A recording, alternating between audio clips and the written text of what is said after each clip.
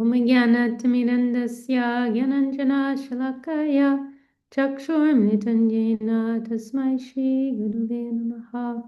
So we want to offer our humble Dandavat Pranams to all the assembled Vaishnavas. And we're here on this, we can say, auspicious day, New Year. It's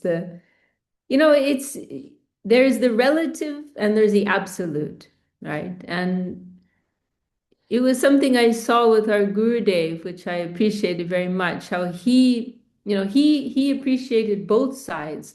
And in fact, evidence of that, Srila Sridhar Maharaj himself appreciated this about Srila Govinda Maharaj in his pranam mantra, right? Chincha achincha samasta veda nipunam. This is in Srila Govinda Maharaj's pranam mantra, that samasta veda nipunam, he is expert in all types of knowledge, both chincha and achincha, right? Chincha means that which is conceivable, or you could say within the realm of our worldly knowledge. Achincha means that which is inconceivable, or that which is divine, transcendental, spiritual knowledge. So Srila Sridhar Maharaj himself appreciated this quality of Srila Govinda Maharaj. And so, I mean, Gurudev was just like a master navigator of everything, both material and spiritual. And it's interesting to see, he was quite revolutionary in many ways. And Srila Sridhar Maharaj, he mentioned how Srila Govinda Maharaj's mood was as if he had had the close association of Srila Bhakti Siddhanta Saraswati Thakur, even though he had never met in person. Oh yeah, and he said even more than many of his direct disciples. That was Srila Govinda Maharaj's mood. So he had something of the mood of Saraswati Thakur.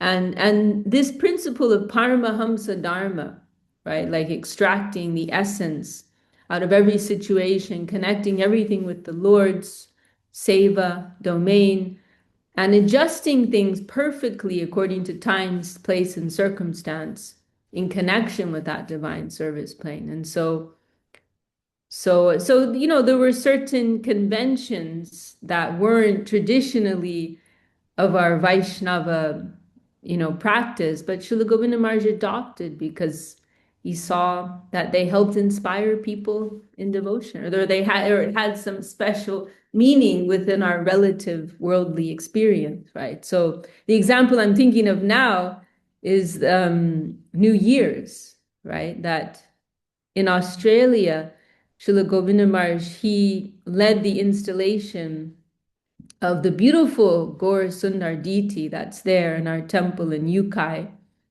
Um, and it was on January 1st. I can't say exactly what year, maybe someone here can say, but this is like mid-90s.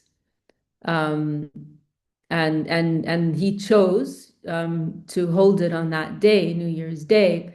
And then what's very interesting is that then Srila Govinda Maharaj, I don't know exactly how it came about, if it was his own idea first or someone else and he approved, but it was decided that the anniversary of the deities of their installation would be held on the New Year's every year, right? Which is not traditional at all, because normally in our Vaishnava culture, we follow the lunar calendar, right? And so that it's the solar calendar. When you follow the solar calendar, dates almost always just stay the same.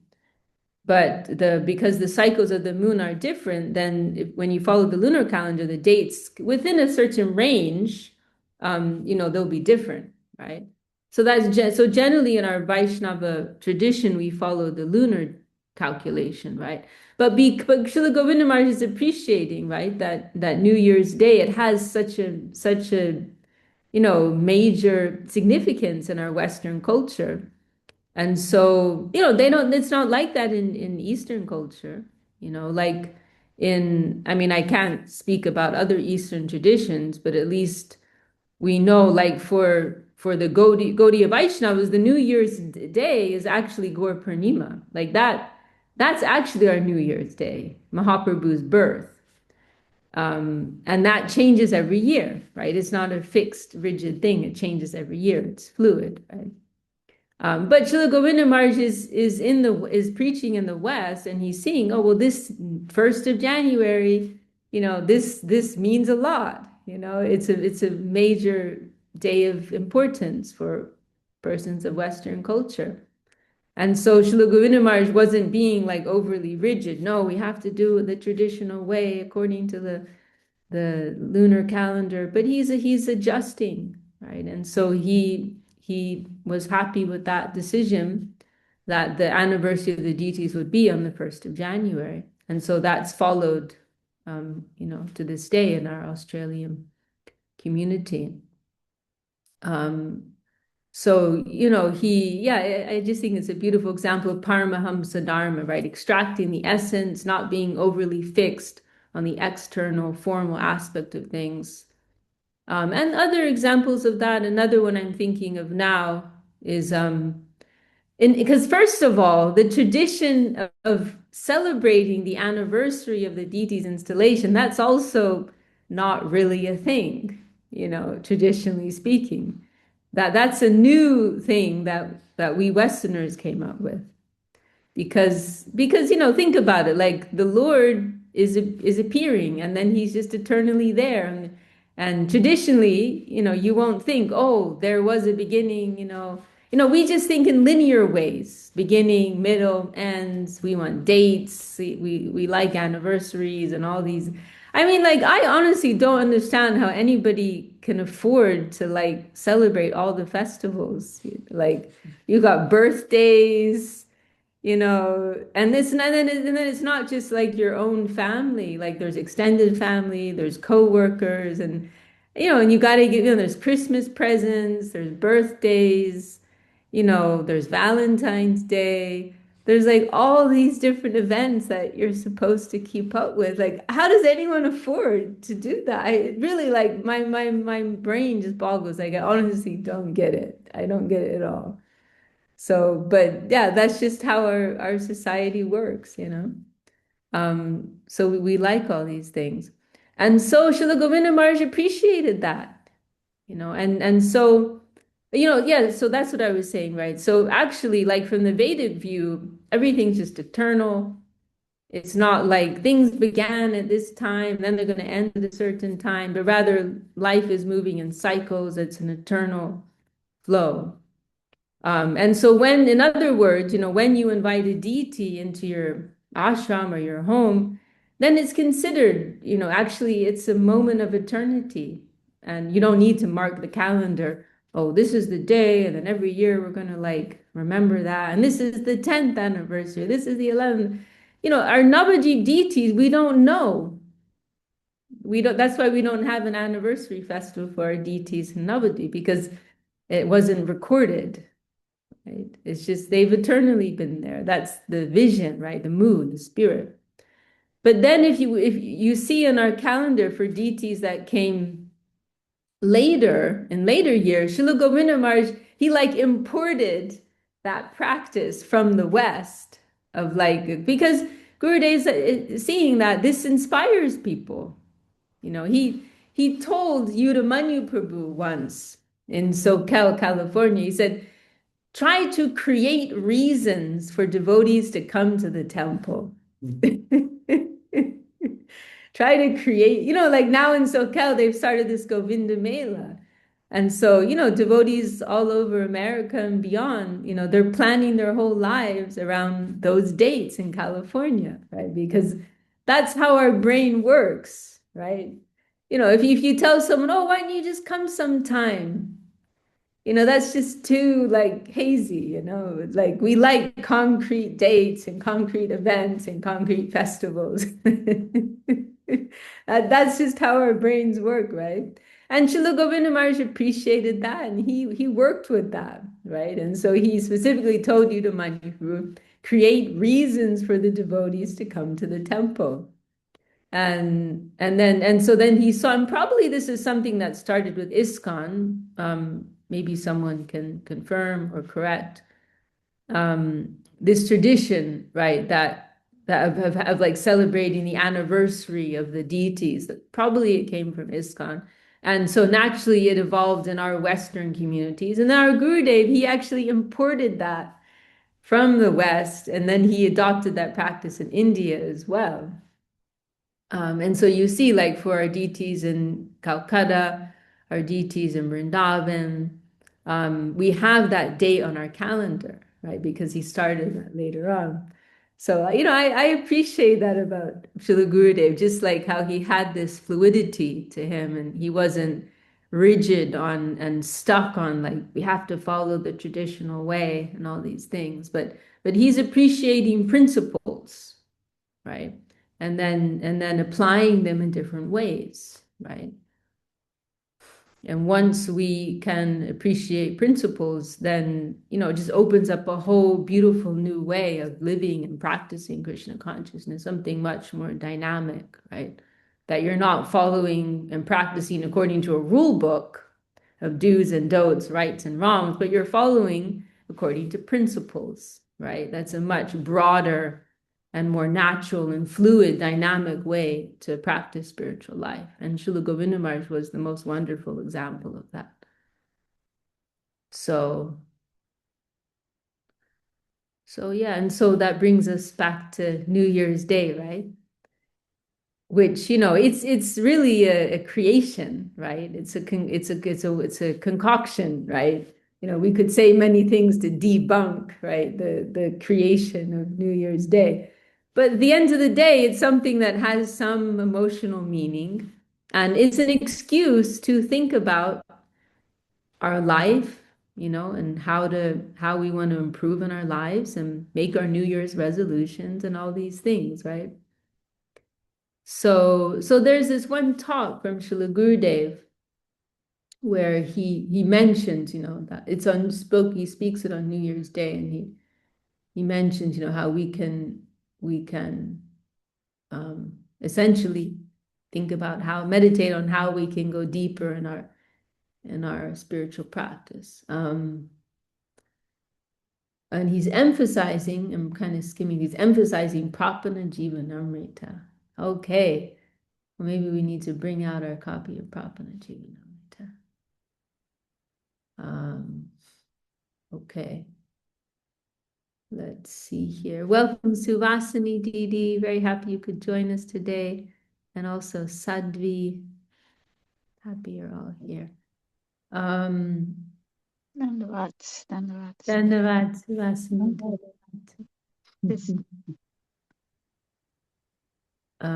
Let's see.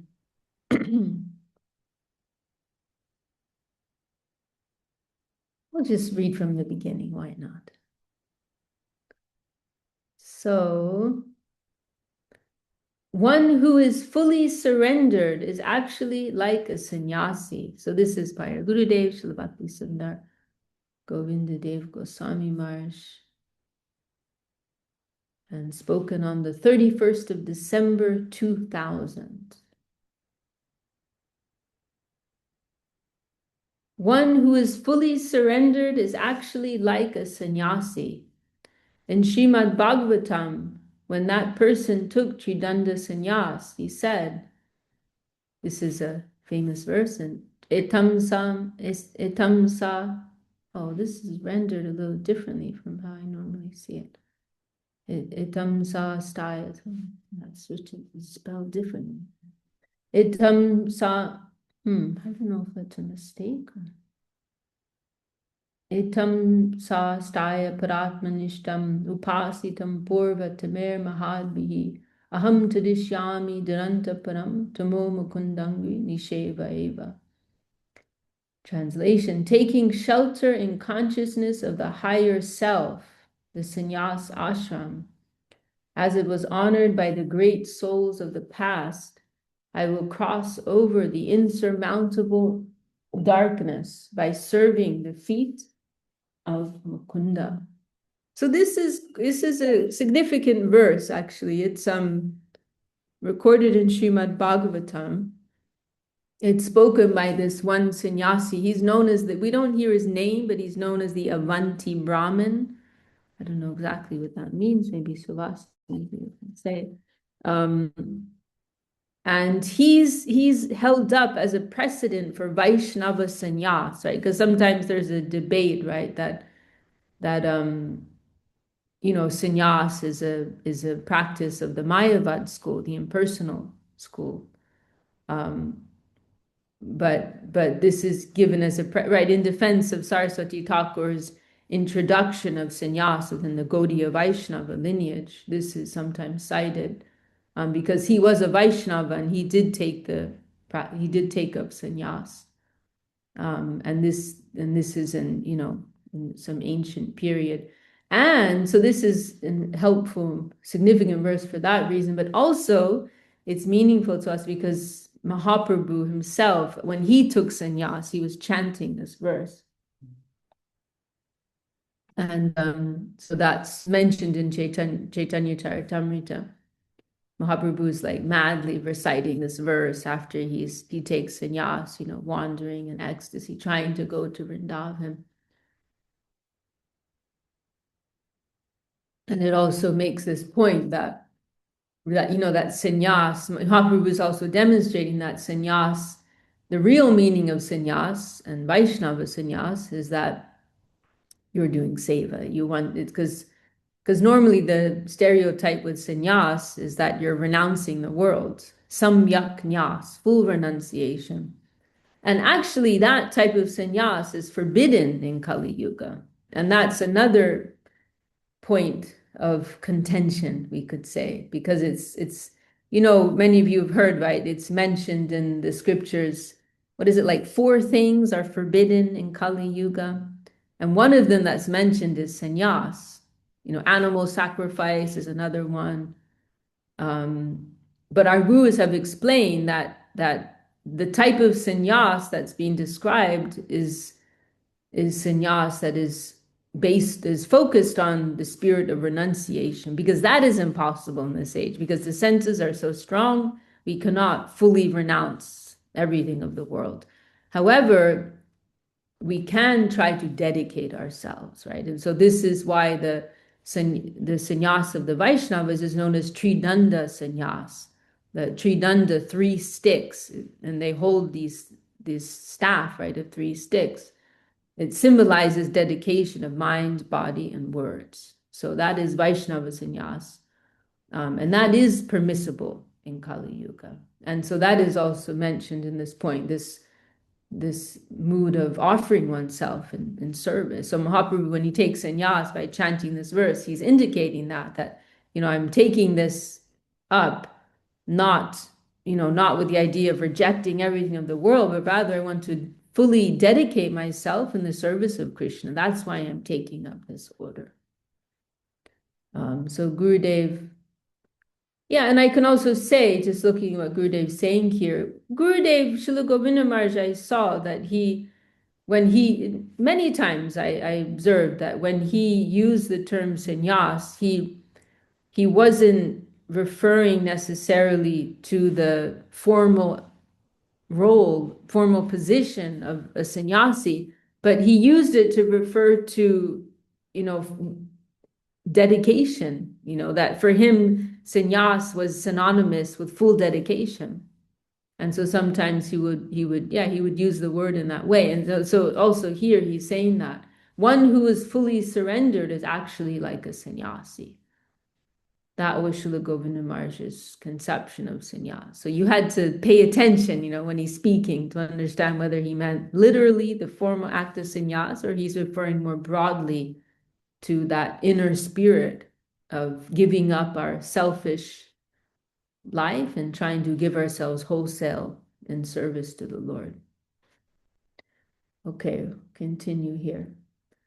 Duranta Param Tamo, Gurudev is quoting from the verse, means an inconceivable and unavoidable circumstance or situation called illusion. There we are living, and that is like a dark world, but we can cross over it when we surrender to our Lord and try to proceed with a genuine servitor of the Lord as our teacher. But we must be fully surrendered to Lord Krishna. Otherwise, we will not get the proper result. We say devotee. Devotee means one who is devoted.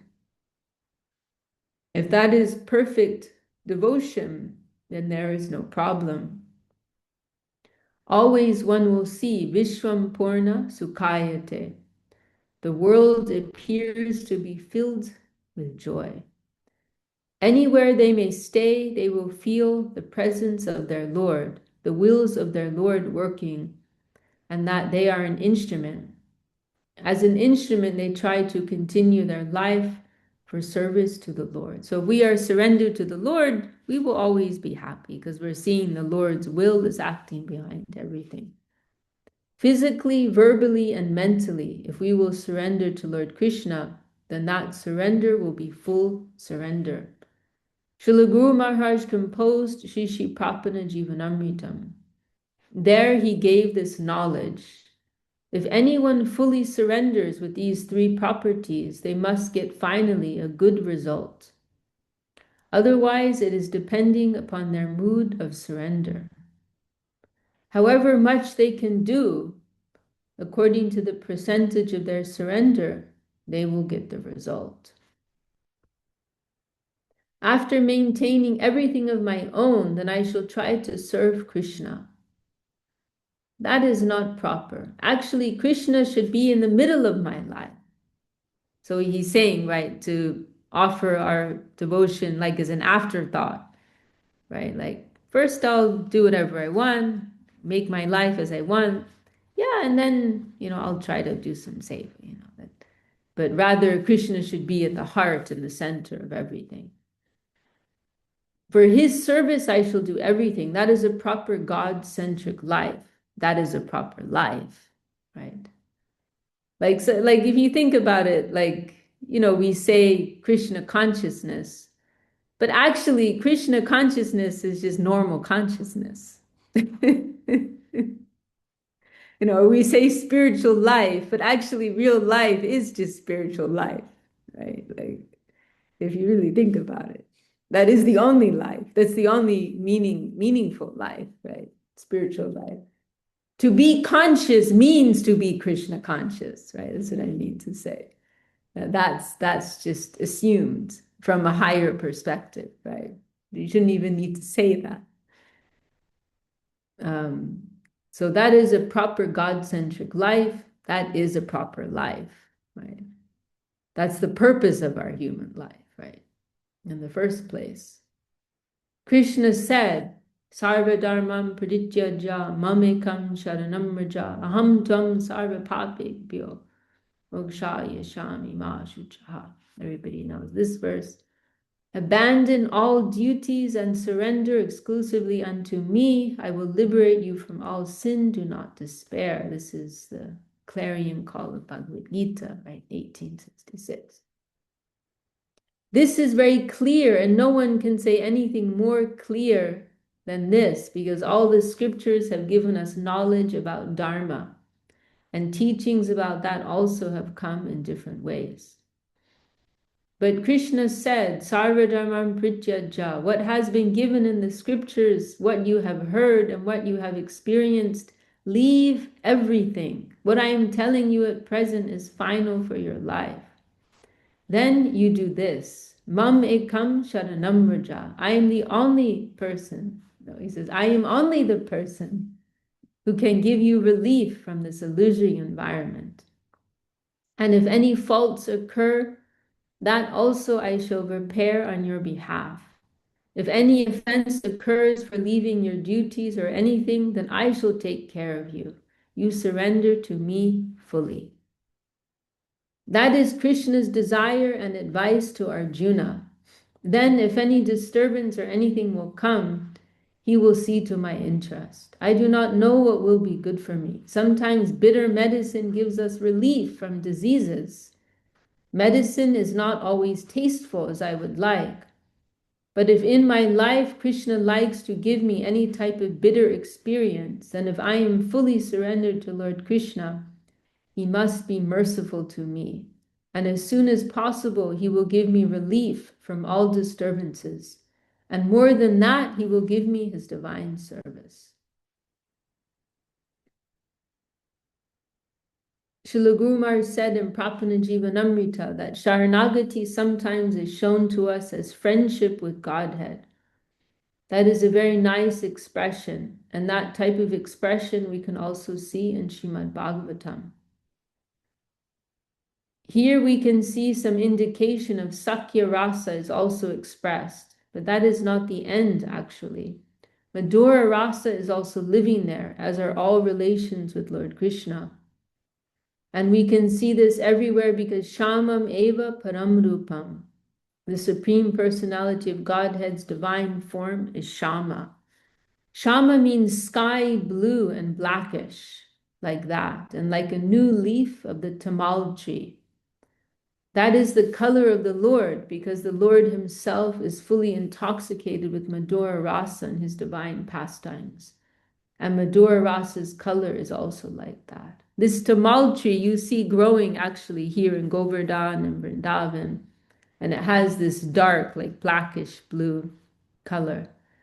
And we hear that sometimes Radharani, she would, in her divine madness, sometimes she's searching for Krishna and she will go to embrace a tamal tree. She mistakes it for Krishna. And our Gurudev, I just heard a few days ago from Padmanabha Maharaj here that Srila Gurudev asked that that tree be planted here in the Mat. And he also said, I'd heard about the tamal tree being associated with Krishna, but I didn't know, he told me, the Kadamba tree. Some of you I know some of you do know, but that Kadamba tree, it's the one that has these round spherical flowers, like a ball, and it's covered all around with these soft golden spikes when it's fully blossomed. It's sometimes compared to Mahaprabhu, the hairs on his body standing on end, and the golden hairs on his body standing on end in ecstasy. The Kadamba flower is sometimes compared to that. But Maharaj told me that Kadamba tree is associated with Radharani. So the Kadamba tree is associated with Radharani, the golden color, right? Of course, now it makes sense. Golden flowers. And then the Tamal tree with Krishna. And so he said, Srila Gurudev asked that those trees be planted like next to each other, Tamal tree, Kadamba tree, Tamal tree, Kadamba tree, like that, which Maharaj has done. They're all still relatively young, but he's done that here. So Krishna Gurudev is describing the color of Krishna's divine form, right? Like this tamal tree. And the blackish blue rain cloud. That is the color of the Lord, because the Lord himself is fully intoxicated with Madhura Rasa and his divine pastimes. And Madhura Rasa's color is also like that. It is for this reason that Raghupati Upadhyay said to Mahaprabhu, Shamam eva param rupam puri madhu puri vada vaya kaishora kam jeyam adya eva parorasa. This is a very sweet shloka in Chaitanya Charitamrita when Mahaprabhu meets with Raghupati Upadhyay. This is, I think, on his way back from after visiting Vrindavan, on his way back to Puri and visiting Prayag. And Mahaprabhu meets with this Vaishnava Raghupati Upadhyay. This verse is actually originally from Madhavendra Puri. We read a very nice article here a few days ago. It's an article everyone should read. It's a little difficult to read, but it is an important article. I think all members and aspiring members of Shri Krishna Saraswama must read. I'll include a link in our chat.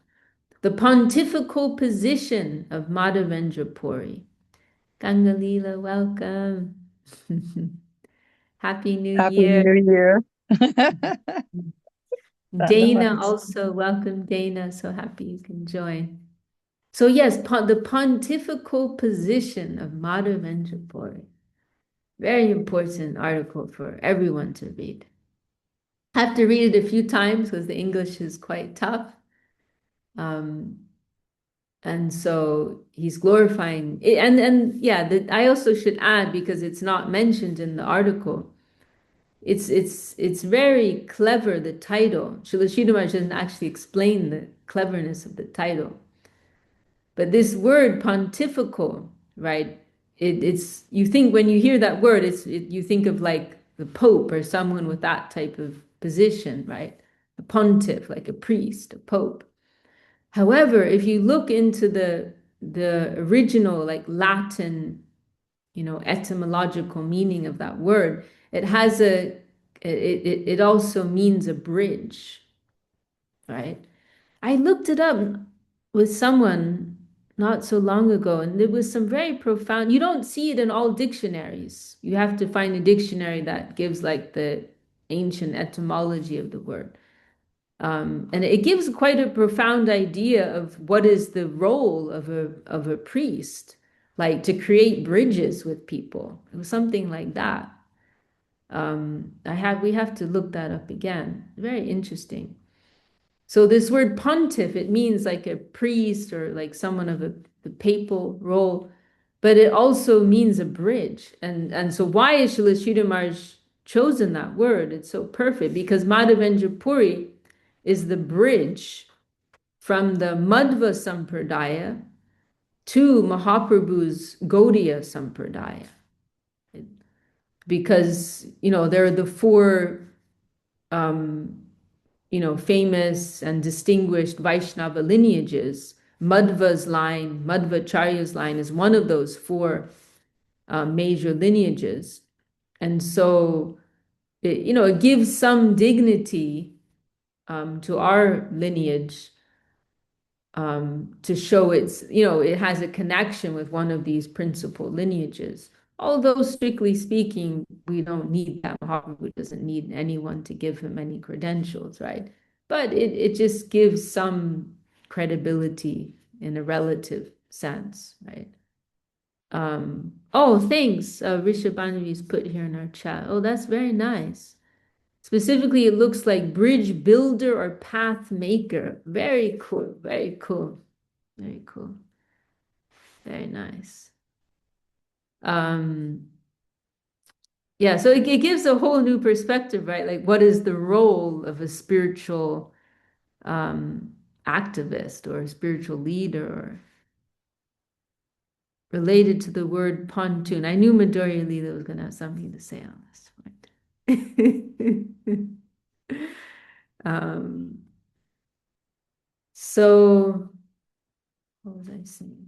Oh yeah, so Madhavendra Puri. So Madhavendra Puri, he's like the bridge. Because what is the name of our lineage? Like the encyclopedia entry, Brahma, Madhva, Gaudiya, right? The Lord Brahma is the origin. Then Madhva, he's like the great powerful acharya in this line. And then Madhavendra Puri is the one who gives the link, right? Because Madhavendra Puri, he's originally in the line of Madhva, but then ultimately in his last days, he reveals this mood in his heart which is not found within the Madhva line. In fact, has not been seen in the world before.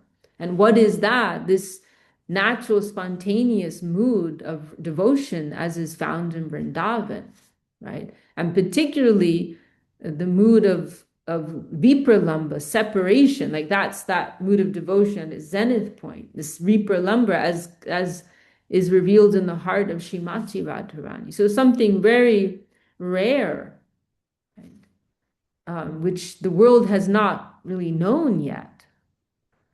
Madhavendra Puri, he revealed that in the world. That mood became manifest in his heart in his final days, and then ultimately his disciple Ishvara Puri plays the role of being the guru of Sri Chaitanya Mahaprabhu.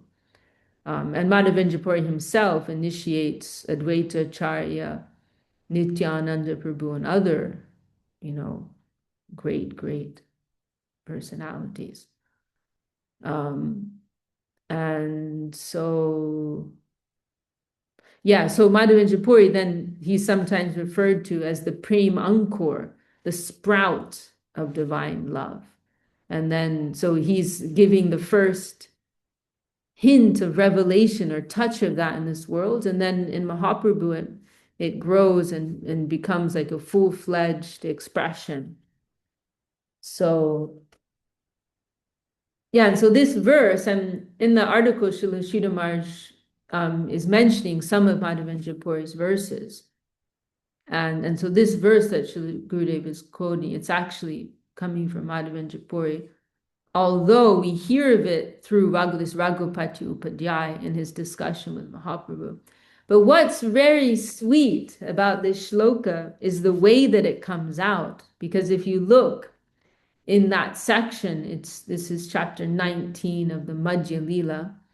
It's very sweet. And there's no other exchange quite like that I've heard of anyway. Because the way it comes out, this shloka, it's very sweet, very charming. There's like this question and answer session where Mahaprabhu is asking Raghupati Upadhyay a series of questions. And then Raghupati Upadhyay is giving answers. And then at the end of it all, Mahaprabhu strings it all together, all the answers, and presents this shloka, right? So like Mahaprabhu asks the first question, Raghupati Upadhyay, what is the supreme form of divinity? And then Raghupati Upadhyay responds, Shamam Eva Param Rupam, right? Shama Sundar Krishna, he is the supreme form. That is the supreme form of the Lord. Radha Sham Sundar, you can say to be more precise. Then he asks, what is the highest abode of the Lord? Puri Madhu Puri Vada. He's referring to Mathura, Mandal, the whole region of Mathura, including Vrindavan, Govardhan, and so on. What is the best age of the Lord? Mahaprabhu asks. Vaya Kaishora Kamjayam. The Kaishor, the teenage age, that period of the Lord's Leela, that is the best. And then what is the supreme relationship with the Lord? Adya eva paro rasa, Raghupati responds. Madhura rasa, the conjugal, lover's relationship, that is the highest rasa, highest relationship. And then Mahaprabhu is delighted to hear all these answers, and then he strings them all together into this shloka. So we can read that. Just amongst all the Lord's forms, his Sham form is supreme. Amongst all the Lord's abodes, the abode of Mathura is the best. Amongst all the Lord's ages, his adolescence is to be meditated upon. And amongst all the rasas, the Adya rasa, the original rasa, meaning Madhura rasa, is supreme. Madhura rasa is also called Adya rasa, which means that all relationships find fulfillment when they are surrendered to Madhura rasa. Easily we cannot understand everything, but if we are fully surrendered to Lord Krishna, then when our mood of devotion will increase and we can taste our ecstatic relationship with Krishna, then we will forget everything wrong. You know, that's the only problem in our lives, that we're not tasting rasa. If we can taste a little rasa, we'll forget everything else, right? We'll forget everything else. Just one little drop, that's all we need. I remember one time Goswami Maharaj, he said one day, Srila Gurudev looked at him and said, you know, Maharaj, and we will never be happy until we can taste some ecstasy in our life, you know, something like that, you know, like you know, for us, all these things, they feel so like far away and impossible. But our Gurudev is looking at it in a like he's just seeing like the reality of that, right? Like, yes, it's possible. Like, yes. And we won't be satisfied until we get it, you know. That is also our own property, right?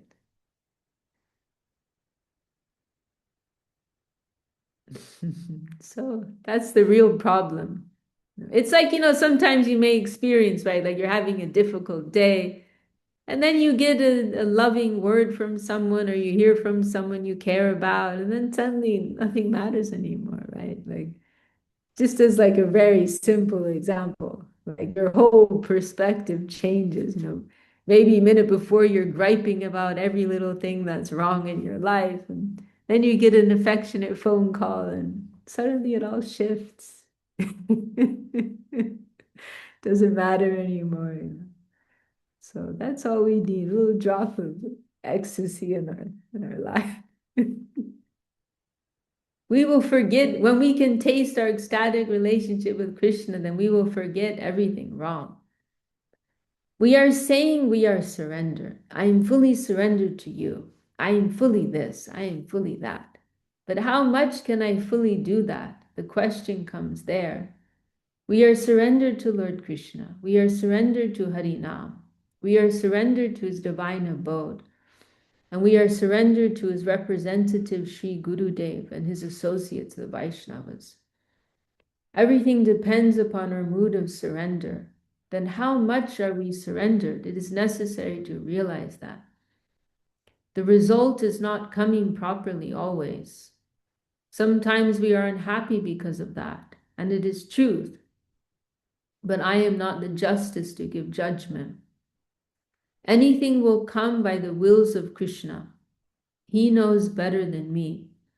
When I am surrendered to Krishna, that feeling will grow within me.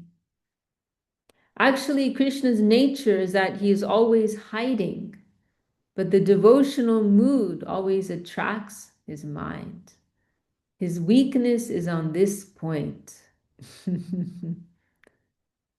When the surrendered souls are always thinking about his divine form and chanting his divine name, he naturally becomes weak towards them and helps them so much. There's this one line of Srila Sridhar Maharaj, I'm sure many of you remember that line, where he says, I think maybe it's in Loving Search for the Lost Servant. He says, Krishna is always looking for the rare services. Krishna is always looking for the rare services, the hidden, what may not be, apparent, on the front line, or in the headlines, or in the Facebook photos, or that he's looking for hidden service, hidden mood, rare seva coming from the hearts of the sincere devotees.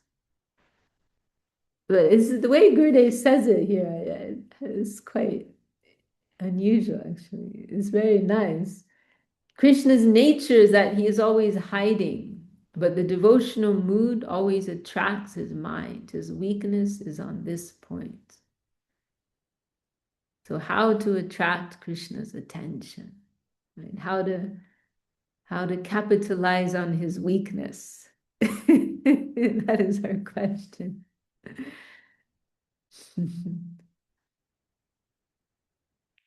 When the surrendered souls are always thinking about his divine form and chanting his divine name, he naturally becomes weak towards them and helps them so much.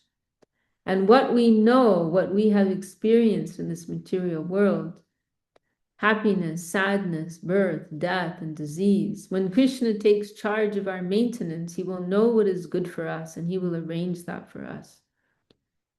This type of faith is called Sharanagati. Faith is the basis of all religions in this world and beyond this world. But if I am not so faithful, how can I expect the highest or better result? Guru Maharaj mentioned in his book, the result will come according to how much we are surrendered to Krishna.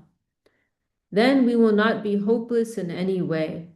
In so many books we will see, anywhere I may be born, anywhere I may continue my life, in a bird society, cow society, dog society, or any society, I want that devotion to you will always be within me. This type of prayer from the devotees we will see in many places. Srila Bhaktivinoda Thakur said, Pashu Paki Hoye Taki Sarge Va Niroye Tava Bhakti Rahu Bhakti Vinod Hridoye.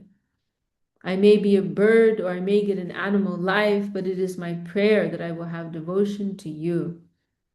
This is my prayer. Oh my Lord, you hear it. I need devotion to you. Krishna knows how he will take us to his divine abode, which is full of ecstasy, full of joy, full of affection, full of love, full of beauty, full of charm, full of everything. With his associates, his divine pastimes are going on in Vrindavan. There, everything tries to satisfy his divine grace, Lord Krishna. Let's see. Okay, we can finish this. It's not too... Then he quotes this verse from the final section of Brahma Samhita, beautiful verse. Shriya Kanta Kanta Parama Purusha Kalpataravo Jumabu Mischintamani Ganamayi Toyam Amritam Kataganam Natyam Gamanam Apivam Shri Priyasaki Chiranandam Jyoti Paramapi Tad Asvadyam Apicha. Goddesses are the lovers, the Supreme Lord is the beloved, the trees are wish-fulfilling trees, the land is made of wish-fulfilling gems, the water is nectar, speech is song, movement is dance, the flute is Krishna's dear friend, and the light is spiritual, joyful, and thus supremely relishable. So this is this beautiful verse in Brahma Samhita, right, describing Goloka Vrindavan. Brahma Samhita said this. Everything there in Goloka Vrindavan is very ecstatic and beautiful, and everyone there tries to satisfy Lord Krishna. But supremely, the Braja Gopis, the cowherd girls, the way they try to satisfy Lord Krishna is very tasteful to Lord Krishna. Then we want that form there. We can make our plan and program for the new year today. So now here we're coming to the new year. We will be fully surrendered to Lord Krishna. And fully surrendered means we will realize what full surrender is. Guru Maharaj's books always help us.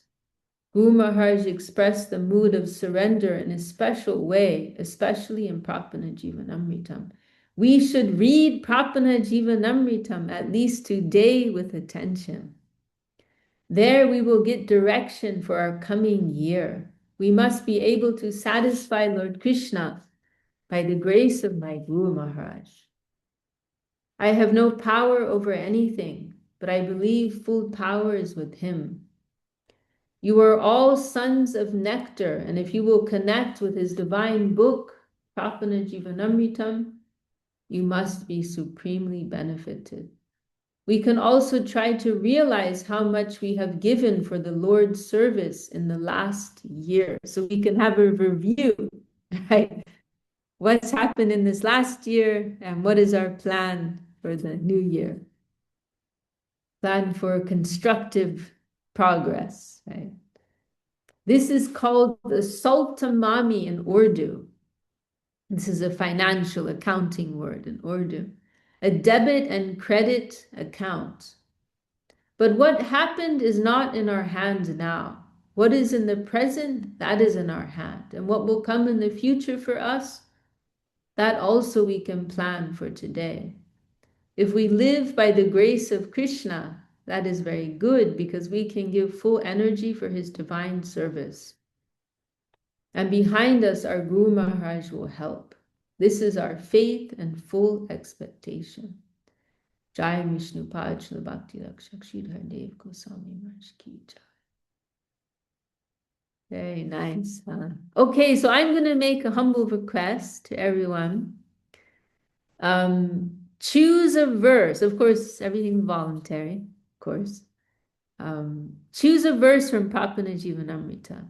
We're going to, because basically Gurudev, yeah, it's not even about me, right? But Gurudev has given us homework. So we got to follow up on the homework.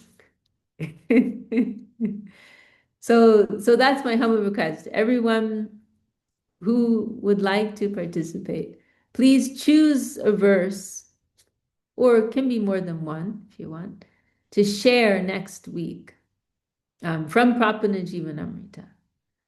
And then we can go through those next week. All right, Ganga Leela's ready. So's Midori Leela, so's Rishabhadri. Wow, you guys have it right on hand.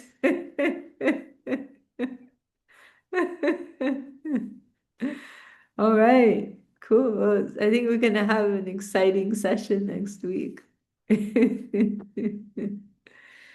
Well, I'm really happy we could go through that talk together.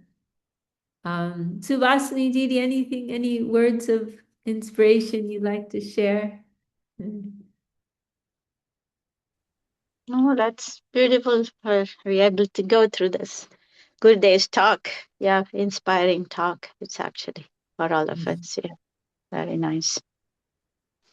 This ecstasy, Gurudev talking about that the ecstasy. I was thinking like, Gurudev also tells that Krishna, this name Krishna, right? The name itself, the Krishna, this is like meaning Akarshna Kare and Anandadana, right? Is attracting and giving the ecstasy through his service. So Gurudev always talks about the ecstasy of his service, he will always say like that, gives us the ecstasy of his service. So we just say service to the Lord, service to the Lord, but it is like the service itself is the ecstasy of the service. Gurudev always mentions like that. So it's just about it, yeah. He is ecstasy personified, right? So if we serve him, then we're naturally accessing the most concentrated place of ecstasy. Very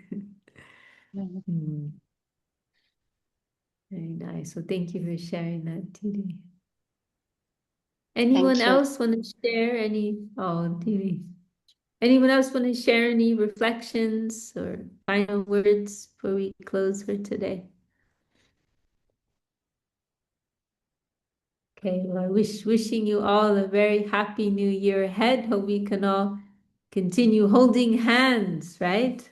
And our New Year's resolutions for the coming year ahead. Thank you all so much. And I can reflect at this time on this last year of all of your good association. And I think it's just going to get better and better in the coming year. Jai Shri Bhakti Sundar Govinda Dev Goswami Maharaj Ki Jai. All the assembled devotees, sincere seekers Ki Jai. Gaur Premanande, Haribo. Thank you all for your friendship and affection on this path. And I look forward to our continued connection. Okay. Thank Haribo. you, Shaka, for inspiring everyone, through your talk. Subhasini, just seeing your face like on camera gives me so much inspiration. When I see you smiling, I see Rishabhanami smiling, I see Jadu Gopal smiling, Ganga Leela, Madhurya Leela, I see everyone smiling, and I get, what more inspiration do I need? Kirtida and and everyone's names, even if their fake cameras are off, just seeing all their names, then I'm getting so much inspiration. So, yeah, I'm very grateful for that. Dandavats. Happy New Year. Happy New Year.